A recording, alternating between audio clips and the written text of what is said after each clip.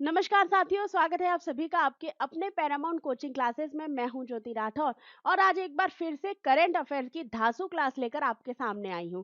जी हां, current affair हमारे exam point of view से बहुत जरूरी होता है। बहुत सारे क्वेश्चन डायरेक्ट हमारे करंट की क्लास से आपको देखने को मिल सकते हैं। तो चलिए भाई, जितने भी साथी अभी तक सेशन से जुड़ चुके हैं सभी का मोस्ट वेलकम है। और हाँ, अपने दोस्तों यारों को शेयर करना बिल्कुल मत भूलना इस सेशन को, क्योंकि एक एक स्टूडेंट के लिए ये क्लास जरूरी होने वाली है। तो चलिए भाई, सेशन को स्टार्ट करते हैं। बात करते हैं हमारी पहली करंट अफेयर की। और पहली करंट अफेयर बहुत ज्यादा इंपॉर्टेंट है, जो रिलेटेबल है हमारे भारत के नक्सल युग के अंत से। भारत नक्सल मुक्त घोषित किया जा चुका है गृह मंत्री जी के द्वारा। गृह मंत्री ने इस समय हाल ही में गृह मंत्री अमित शाह के द्वारा घोषणा की गई है कि भारत अब पूरी तरीके से क्या हो चुका है, नक्सल मुक्त हो चुका है। इसकी डेट उन्होंने 31 मार्च 2026 की तय की गई थी, जिसके अंतर्गत बताया गया था कि अब नक्सलवाद जो है वो खत्म हो चुका है। अब नक्सलवाद जैसी कोई भी स्थिति भारत में नहीं है। जब हम थोड़ा सा नक्सलिज्म की बात करते हैं, नक्सलवाद की बात करते हैं, तो ये एक तरीके से वामपंथी उग्रवाद या जो लेफ्टिज्म एक्सट्रीम जो आइडियोलॉजी होती है उससे प्रेरित होता है। खास तौर पर माओवादी विचारधारा से प्रेरित इसको समझा जाता है। इसके नेता के रूप में अगर हम देखें तो चीनी जो राजनेता है माओ से तुंग, ठीक है, जो चीनी नेता है माओ से तुंग के सिद्धांत पर यह आधारित होती है, जो कहते हैं कि सत्ता बंदूक की नली से होकर निकलती है। ठीक है, तो उसी से रिलेटेबल उनकी ये आइडियोलॉजी होती है, जिसके आधार पर भारत में भी नक्सलवाद पनपा था। और जब हम भारत में नक्सलवाद की बात करते हैं तो इसकी शुरुआत हुई थी पश्चिम बंगाल से। जी हाँ, पश्चिम बंगाल से इसकी शुरुआत हुई थी 1967 में। 1967 में पश्चिम बंगाल का एक क्षेत्र है दार्जिलिंग, दार्जिलिंग के अंतर्गत इसकी शुरुआत हुई थी, जो कि नक्सलबाड़ी गांव से शुरू हुई थी। इसके नेता के रूप में चारू मजूमदार और कानू सान्याल इसके नेतृत्व कर रहे थे। पहले ये आंदोलन एक तरीके से सामाजिक भेदभाव के विरुद्ध था, सामाजिक शोषण के विरुद्ध था, सरकार की उपेक्षा के विरुद्ध था। लेकिन धीरे धीरे क्या हो जाता है, ये उग्र हो जाता है, हिंसक हो जाता है। इसीलिए एक समय आने के बाद नक्सलवाद भारत में सबसे बड़ी कमजोरी बन जाता है भारत की आंतरिक सुरक्षा को लेकर।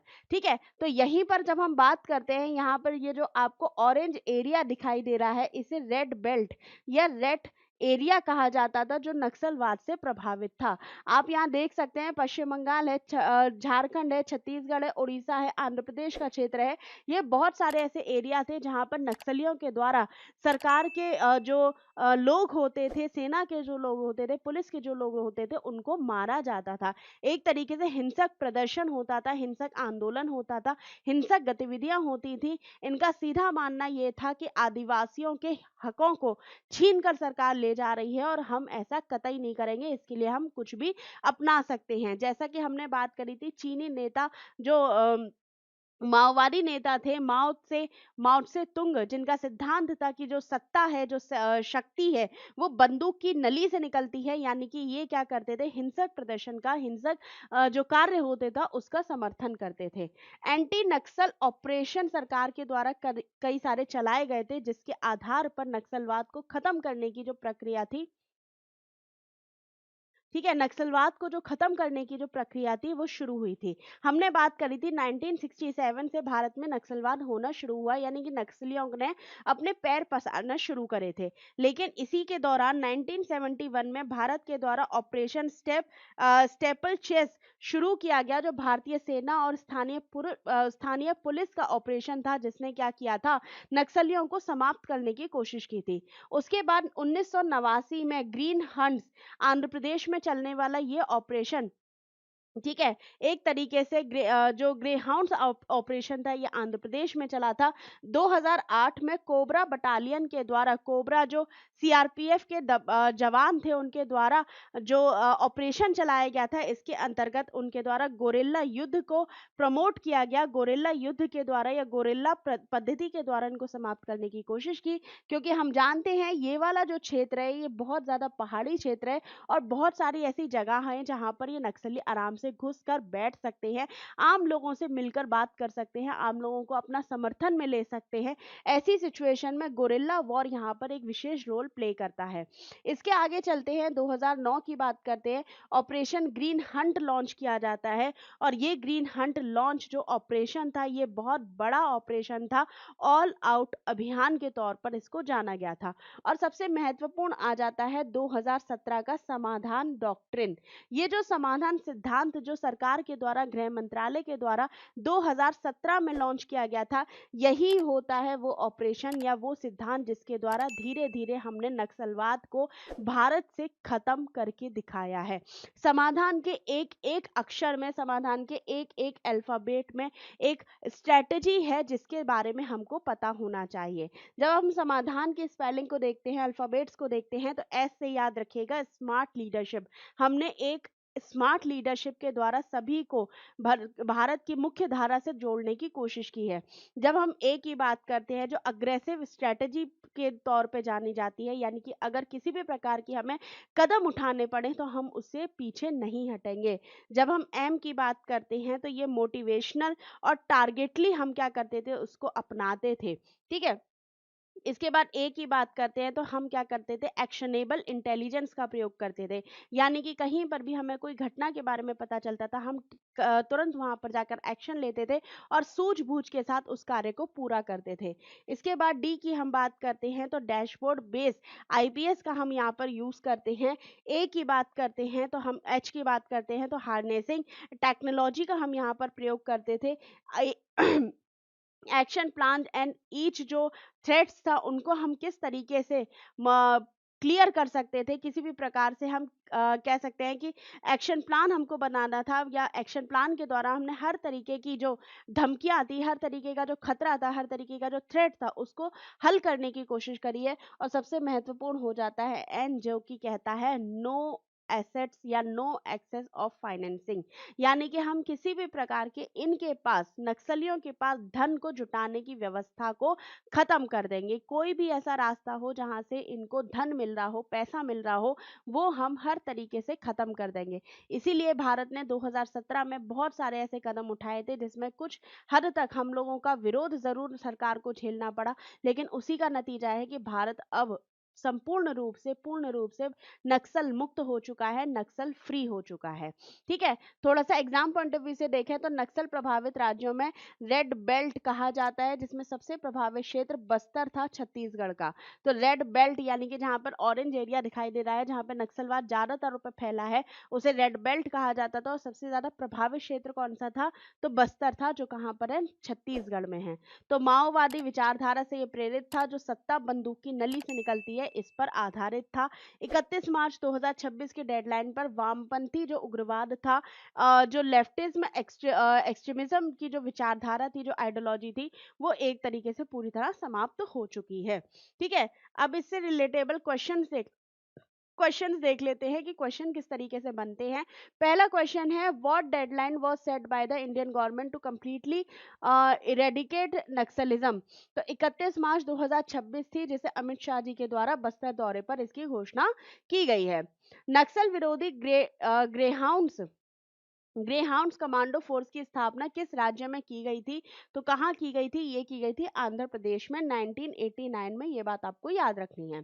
फिर है, वामपंथी उग्रवाद किस कम्युनिस्ट नेता की विचारधारा पर आधारित था, तो ये था माओ त्से तुंग की विचारधारा पर आधारित। सी ऑप्शन आपका क्या हो जाएगा, एकदम करेक्ट हो जाएगा। आगे चलते हैं, बात करते हैं, in which year and from which state did naxalism originate to India.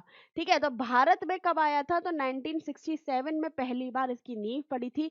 पश्चिम बंगाल का क्षेत्र था, जो दार्जिलिंग का क्षेत्र था, नक्सल गांव, वहां से इसकी नींव पड़ी थी। ठीक है। नक्सलबाड़ी जो गांव था, वहां से इसकी नींव पड़ी थी। नक्सलियों की फंडिंग रोकने के लिए भारत सरकार द्वारा 2017 में कौन सी नीति लाई गई थी, तो कौन सी नीति थी, समाधान डॉक्ट्रिन या समाधान नीति थी। ये 8 सूत्रीय रणनीति थी, जिसके द्वारा आज हमें नक्सलवाद से पूरी तरह मुक्ति मिल चुकी है। ठीक है। आगे चलते हैं, बात करते हैं अगले करंट की, और अगला करंट भी हमारा कुछ इसी तरीके से रिलेटेबल है, जिसमें भारत सरकार ने लक्ष्य बनाया है कि 2047 तक भारत को पूरी तरीके से नशा मुक्त बनाना है। Drug for goal for drug free India by 2047। 2047 में भारत की आज़ादी को 100 वर्ष पूरे हो जाएंगे और यही 100 वर्ष पूरे होने के उपलक्ष्य में नई दिल्ली में एक कार्यक्रम आयोजित हो रहा था, RN काव मेमोरियल लेक्चर। इसमें अमित शाह जी के द्वारा नशे के लिए जीरो टॉलरेंस नीति का दोहराते हुए ये बताया गया है कि 2047 तक भारत पूरी तरीके से नशा मुक्त हो जाएगा। ठीक है, इसके लिए हमने बात करी है, तथ्यों की बात करी है। तो कुछ दिन पहले हमने क्लास ली थी एनसीआरबी रिपोर्ट के ऊपर। उसी एनसीआरबी रिपोर्ट के आधार पर भारत अब क्या कर रहा है, 2047 तक जीरो टॉलरेंस नीति अपना रहा है। किसके लिए? नशे के लिए। हमने बात की थी, जब हम ड्रग ओवरडोज की बात करते हैं तो 2023 में कितनी संख्या थी? 650 संख्या थी। लेकिन 2024 में 50% बढ़कर 978 के आसपास की ये क्या हो गई है? संख्या हो गई है। हम जानते हैं कि जब एक समय था जब पंजाब नशे में पहले नंबर पर आ रहा था, लेकिन एनसीआरबी की तत्कालीन रिपोर्ट के आधार पर तमिलनाडु ने क्या कर दिया? उसका स्थान ले लिया है। हमने बहुत सारे ऐसे वीडियोस, ऐसी रील्स देखी हैं जहाँ पे ज़ोंबी वायरस के नाम से हम क्या देखते हैं, लोगों को एक ही जगह पर घंटों घंटों खड़े हुए देखते हैं। ये कुछ नहीं है, ये सिर्फ ड्रग्स के ओवरडोज है। ठीक है, जब हम ड्रग्स की ज्योग्राफी के बारे में बात करते हैं, ड्रग्स के थ्रेट ज्योग्राफी के बारे में बात करते हैं, तो सबसे ज्यादा दो ड्रग्स हैं जो सबसे महत्वपूर्ण हो जाते हैं। एक है आपका अफीम, एक है आपका हेरोइन।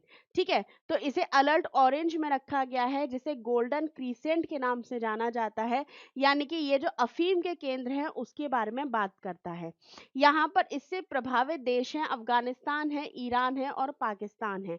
जब हम भारत की बात करते हैं तो जम्मू कश्मीर है, पंजाब है, राजस्थान है और गुजरात का क्षेत्र है। फिर उसके बाद हाइलाइटर येलो की बात करते हैं, जो गोल्डन ट्रायंगल के रूप में देखा जा रहा है। यहाँ पर हेरोइन को केंद्र माना जा रहा है। और इसमें देश की बात करें तो म्यांमार 80% क्या करता है? आपूर्ति करता है किसकी? इस हेरोइन जैसे ड्रग्स की। ठीक है, और उसके बाद लाओस है और थाईलैंड है। इंडिया के पॉइंट ऑफ व्यू से बात करें तो नॉर्थ ईस्ट का जो एरिया है, ठीक है, म्यांमार से जिन देश राज्यों की सीमा मिलती है, नॉर्थ ईस्ट के जिन राज्यों की हम बात करते हैं जिनकी सीमा म्यांमार से मिलती है, वहां पर इससे प्रभावित लोग हमको देखने को मिल जाते हैं। ठीक है, जब हम एक बात करते हैं, एक एक्ट आता है एनडीपीएस एक्ट। ठीक है, narcotics drug and narcotic drug psychotropic substance act, दो एक्ट की बात करते हैं, जो 1985 में बना था। वो बताता है उत्पादन पर, खेती पर, खरीद और बिक्री पर और परिवहन पर क्या होना है? पूर्ण प्रतिबंध होना है। तो यानी कि इसमें एक एक्ट का नाम याद रखिएगा, narcotic drug psychotropic substance. Narcotic drug psychotropic substance act है 1985। वो पूरी तरीके से क्या करता है? इसकी खरीद फरोख्त पर, इसके उत्पादन पर, इसके ट्रांसपोर्ट पर प्रतिबंध लगाता है। ठीक है, तो नशा मुक्त भारत अभियान 15 अगस्त 2020 को 2072 जिलों में शुरू हुआ था। ये बात आपको याद रखनी है। 2019 से 2021 के बीच जब हम बात करते हैं एनडीपीएस की एफआईआर के आधार पर, तो सबसे ज्यादा एफआईआर यूपी में, महाराष्ट्र में और उसके बाद पंजाब में दर्ज की गई थी। यानी कि पंजाब एक समय पर पहला ऐसा राज्य था जहां पर सबसे ज्यादा नशा होता था। वहां पर एफआईआर के मामले में वो तीसरे नंबर पर हमको देखने को मिलता है। ठीक है, इसके बाद है RN काफ के बारे में जान लीजिए। तो ये भारतीय खुफिया एजेंसी है, रिसर्च एंड विंग, जो ब्यूरो है, रॉ है, उसके क्या थे? रिसर्च संस्थापक रह चुके थे, पहले सचिव थे। इनका जन्म बनारस में हुआ था। ये बात भी आपको याद रखनी है। इन फ्यूचर अगर कभी इनके बारे में प्रश्न बनता है तो आपको इसके बारे में पता होना चाहिए। ठीक है, 2047 तक नशा मुक्त अभियान का लक्ष्य एनडीपीएस एक्ट 1985 के तहत ड्रग्स पर जीरो टॉलरेंस नीति को अपनाकर रखा गया है। और 2047 को क्या हो जाएंगे? भारत की आजादी को 100 वर्ष पूरे हो जाएंगे। ये बात आपको याद रखनी है। ठीक है, आगे चलते हैं, इससे रिलेटेड क्वेश्चंस देख लेते हैं तो इंपॉर्टेंट है। तो पहला क्वेश्चन आपके लिए है कि भारत सरकार ने किस वर्ष देश को पूरी तरह नशा मुक्त बनाने की लक्ष्य जो है वो रखा है? तो कब तक रखा है? 2047 तक रखा है, याद रखना। फिर है अवैध मादक पदार्थों की तस्करी रोकने के लिए गोल्डन क्रिसेंट में कौन से देश शामिल नहीं है? अफगानिस्तान, ईरान, पाकिस्तान या फिर म्यांमार? तो म्यांमार जो है वो गोल्डन क्रिसेंट में शामिल नहीं है। ये किसमें है? हाइलाइटर येलो में शामिल है।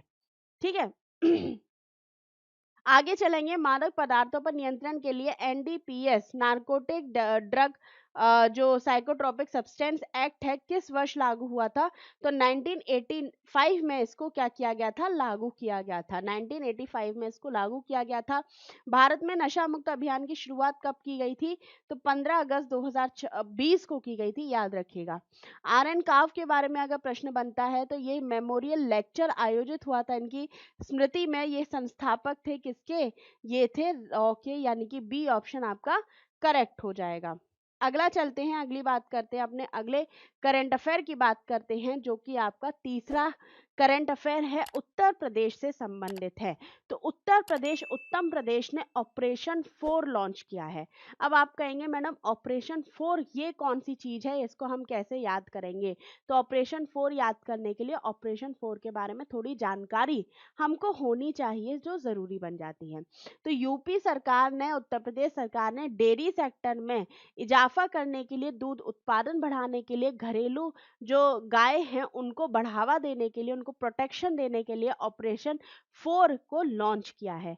इसके अंतर्गत बताया गया है कि जो घरेलू मवेशी होंगे, घरेलू गाय होंगी, घरेलू जो नस्ल होगी, उनको क्या करना है? उनको संरक्षण देना है, उनका संवर्धन करना है, जिससे हम क्या कर सकते हैं? दूध के उत्पादन में वृद्धि कर सकते हैं।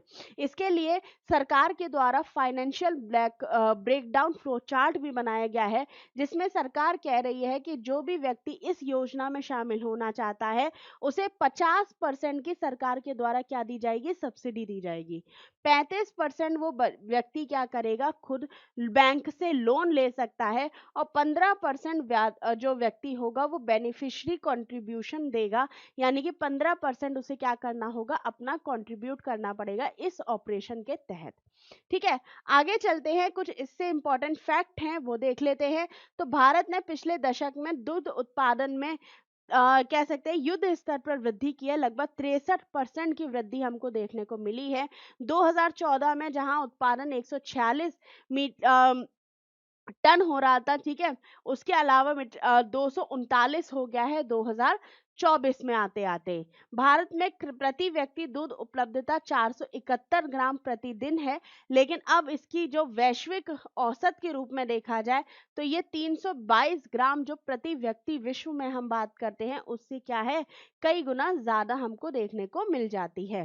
ठीक है, 1970 के अंतर्गत ऑपरेशन फ्लड या जो श्वेत क्रांति थी उसको लॉन्च किया गया था। वर्गीस कुरियन पिता कहे जाते हैं, भारत में श्वेत क्रांति के जनक कहे जाते हैं, जिन्हें 25 दिसंबर 2024 को ही हमने क्या की गई है? श्वेत क्रांति 2.0 भी लॉन्च की गई है। तो इसकी डेट याद रखिएगा, अभी हाल ही में श्वेत क्रांति 2.0 लॉन्च की गई है। कब? 25 दिसंबर 2024 को। ठीक है, तो यूपी में जब हम ऑपरेशन 4 की बात करते हैं तो सरकार कितने परसेंट हिस्सा दे रही है? 50% हिस्सा दे रही है। ये बात हमको विशेष तौर पे याद रखनी चाहिए। इसके लिए सरकार के द्वारा कुछ स्कीम्स के बारे में भी बताया गया है। टोटल 4 स्कीम हैं जो इस योजना का क्या करेंगी? इस योजना का समर्थन करेंगी, उसको सपोर्ट करेंगी। तो ये योजनाओं के नाम याद रखना: मुख्यमंत्री स्वदेशी गौ संवर्धन योजना, प्रगतिशील पशुपालक योजना, नंदनी कृषक योजना और मिनी नंदनी योजना। इसके अलावा इसके अलावा उत्तर प्रदेश के द्वारा कुछ कह सकते हैं स्वदेशी नस्ल हैं गाय की, जिनको प्रोटेक्शन दिया जाएगा, जिसमें साहिवाल, गिर, गंगातिरी और सिंधी जो सिंधी जो आपकी नस्ल है, उनको यहाँ पर प्रोटेक्शन दिए जाने की बात कही गई है। ठीक है, तो पहला तो आपको यही याद रखना है कि ऑपरेशन 4 है क्या? तो यूपी का ऑपरेशन है, किससे संबंधित है? दुग्ध उत्पादन से संबंधित है। इससे रिलेटेड क्वेश्चन किस टाइप के बन सकते हैं, तो वो भी देख लेते हैं। पहला क्वेश्चन है कि operation 4 launched by UP government is related which sector? तो डेयरी उत्पादन से संबंधित है, याद रखिएगा। इसके बाद सेकंड क्वेश्चन है, भारत में प्रति व्यक्ति दूध उपलब्धता कितनी है जो वैश्विक औसत से अधिक है? तो 471 ग्राम जो है वो हमारे यहाँ पर मेंबर या पर पर्सन की क्या है? हमारी जरूरत है। इसके बाद है, what percentage of subsidy will the state government provide setting up a dairy until dairy unit under operation 4? तो 50% दे रही है क्या? गवर्नमेंट दे रही है। बाकी 35% क्या होगा? बैंक से लोन लेना होगा, और 15% क्या होगा? सेल्फ होगा। ठीक है, ऑपरेशन फ्लड श्वेत क्रांति के जनक कौन थे? तो कौन थे? वर्गीस कुरियन थे। इसके अलावा 2024 में क्या किया गया है?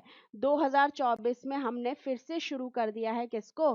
जो कह सकते हैं व्हाइट रिवॉल्यूशन है उसका 2.0, ठीक है, 2.0 हमने क्या किया है, इसको शुरू किया है। फिर है ऑपरेशन 4 के तहत मुख्य रूप से किन स्वदेशी गायों के संरक्षण पर जोर दिया जाता है? तो साहिवाल और गिर जो साहिवाल और गिर जो स्वदेशी नस्ल है उसके प्रोटेक्शन पर यहाँ पर जोर दिया जा रहा है, यानी कि ए ऑप्शन आपका सही होगा। तो साहिवाल है, गिर है, गंगातेरी है, सिंधी नस्लें जिनको इसमें शामिल किया गया है। अगले पॉइंट पर चलते हैं। अगला पॉइंट भी हमारा करंट से रिलेटेड है और करंट में भी उत्तर प्रदेश से रिलेटेड है। तो उत्तर प्रदेश के रहने वालों खुश हो जाओ, उत्तर प्रदेश के इंफ्रास्ट्रक्चर को ध्यान में रखते हुए इसको क्या दिया गया है? लीड्स रैंकिंग में इसे एग्जाम्पलर का क्या दिया गया है? अवार्ड दिया गया है। ठीक है, तो रिपोर्ट्स एंड सूचकांक से रिलेटेड हमारे यहाँ क्वेश्चन बन जाता है एग्जाम में, इसीलिए ये क्वेश्चन भी हमारे लिए इंपॉर्टेंट हो जाता है। तो वाणिज्य और उद्योग मंत्रालय का जो डिपार्टमेंट है, department of promotion and industry of department for promotion of industry and inter trade, इसके अंतर्गत क्या दिया गया है? इसे लैंडलॉक्ड राज्य के अंतर्गत लॉजिस्टिक बुनियादी ढांचे और नीतियों के उत्कृष्ट प्रदर्शन के लिए एग्जाम्पलर का दर्जा दिया गया है। तो याद रखना, पहले तो ये किसने दिया है, किस मंत्रालय के अधीन है? वाणिज्य उद्योग मंत्रालय के अधीन है। और किस डिपार्टमेंट का है? तो डीपीआईआईटी का है। ठीक है, डीपीआईआईटी जो डिपार्टमेंट है उसके अंतर्गत दिया गया है। ये रिपोर्ट की जो हम बात करते हैं ये कैसी है? लैंडलॉक्ड स्टेट के तौर पर यहाँ पर ये रिपोर्ट दी गई है। ठीक है, लैंडलॉक्ड स्टेट के आधार पर ये रिपोर्ट दी है जिसमें उत्तर प्रदेश एग्जाम्पलर का दर्जा प्राप्त करता है, यानी कि इसका इंफ्रास्ट्रक्चर और इसके द्वारा जो एक जगह से दूसरी जगह सामान पहुंचाने की जो प्रक्रिया होती है उसमें सही तरीके से सामान पहुंचाने की, तेजी से सामान पहुंचाने की जो प्रक्रिया है उसके आधार पर इसको ये दिया गया है दर्जा। सबसे पहला प्रश्न तो बन जाता है लैंडलॉक्ड कंट्रीज या लैंडलॉक्ड स्टेट कौन से होते हैं? तो लैंडलॉक्ड स्टेट या लैंडलॉक्ड कंट्री उन स्टेट्स को या उन कंट्रीज को कहते हैं जिनकी सीमा किसी भी तरह से पानी समुद्र से या नदी से नहीं, समुद्र से नहीं जुड़ रही होती है, समुद्र महासागर से नहीं जुड़ रही होती है। ठीक है, तो लीड्स 4 क्वाड्रेंट मैट्रिक्स की बात करते हैं तो इसमें जब हम Q1 की बात करते हैं जिसमें एग्जाम्पलर का सर्वश्रेष्ठ प्रदर्शन करता है कौन? यूपी करता है। उसके बाद ये पॉलिसी और इंफ्रा के आधार पर यूपी है, फिर दिल्ली है, फिर तमिलनाडु है, मिजोरम को स्थान मिलता है। क्वाड्रेंट 2 में हाई परफॉर्मेंस के आधार पर गुजरात, केरला, महाराष्ट्र और तेलंगाना का स्थान आता है। क्वाड्रेंट 3 में एक्सीलेटर के आधार पर, सुधार की गति के आधार पर आंध्र प्रदेश, उड़ीसा, पंजाब, कर्नाटक का स्थान आता है। और क्वाड्रेंट 4 में ग्रोथ सीकर या प्रारंभिक चरण में इनिशियल स्टेज में और राज्यों का स्थान आता है।